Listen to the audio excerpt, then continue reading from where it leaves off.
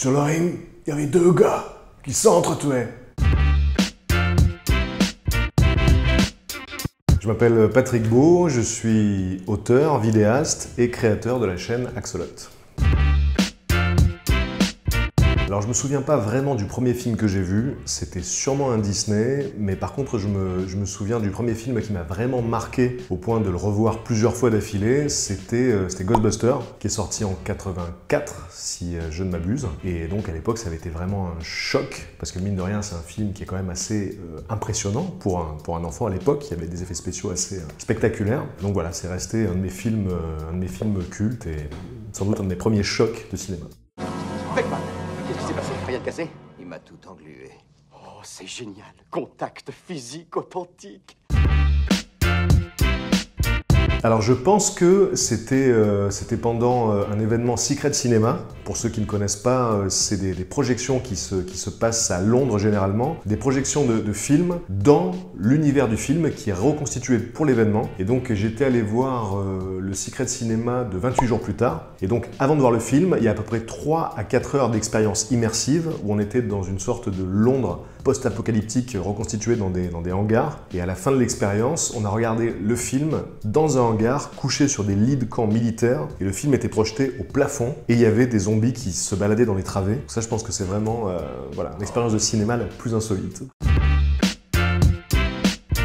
L'œuvre, même tout court, qui m'a fait le plus pleurer, comme beaucoup de gens, c'est Six Feet Under, et notamment évidemment le final de Six Feet Under. Et au cinéma, ce qui me cueille systématiquement, c'est l'intro de Là-haut, de Pixar. C'est vraiment systématique, parfois même juste en écoutant la musique, je pleure. C'est un peu comme Six Feet Under d'ailleurs, ça touche un truc qui est très sensible chez moi, c'est cette perception du temps qui passe tout simplement, de la vie qui passe. Je trouve que c'est particulièrement bien capturé dans cette intro de Up et d'ailleurs dans cette conclusion aussi de Six Feet Under, donc voilà.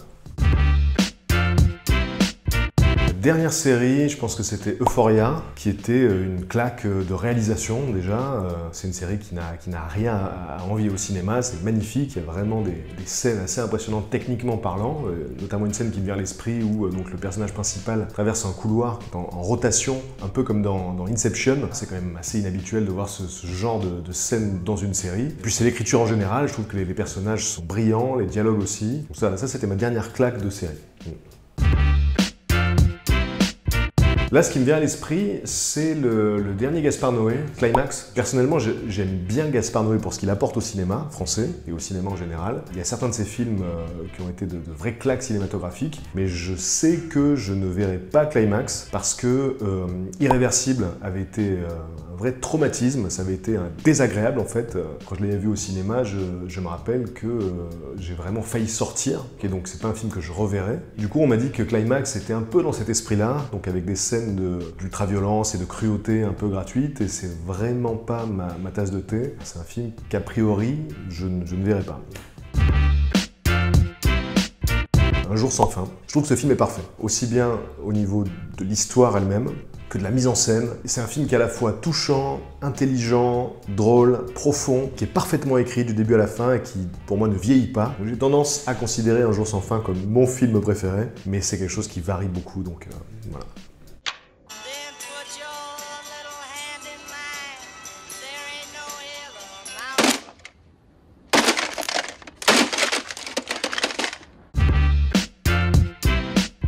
Un employé de bureau insomniaque qui passe beaucoup de temps avec son ami imaginaire. Moi, très souvent, quand je sais plus quoi voir sur Netflix, je revois des épisodes de Rick et Morty que j'ai vus 5 fois. Voilà, je trouve que ça passe très bien à n'importe quelle heure et ça reste toujours aussi malin, brillant, drôle et bien écrit. Donc ouais, Rick et Morty, c'est pas mal en retour de soirée. Quand j'étais gosse, j'avais une VHS avec Rocky 3 et Rocky 4. Et cette VHS, c'était comme un doudou et je la regardais tout le temps. Et donc j'ai vraiment les répliques en français pour le coup de Rocky 3 et Rocky 4 ancrées par cœur dans la tête jusqu'au discours final en russe, phonétiquement. Sur le ring, il y avait deux gars qui s'entretuaient. Buravishka, Vunvereshkova. Donc voilà, ça c'est vraiment des films que je connais par cœur, quoi, pour le coup. Sur le ring, il y avait deux gars qui s'entretuaient. Я думаю, что я не любил их тоже. Merci Sens Critique pour l'interview, merci pour les pop-corns. Et si vous ne connaissez pas la chaîne Axolot, évidemment, je vous invite à aller y jeter un œil. Salut.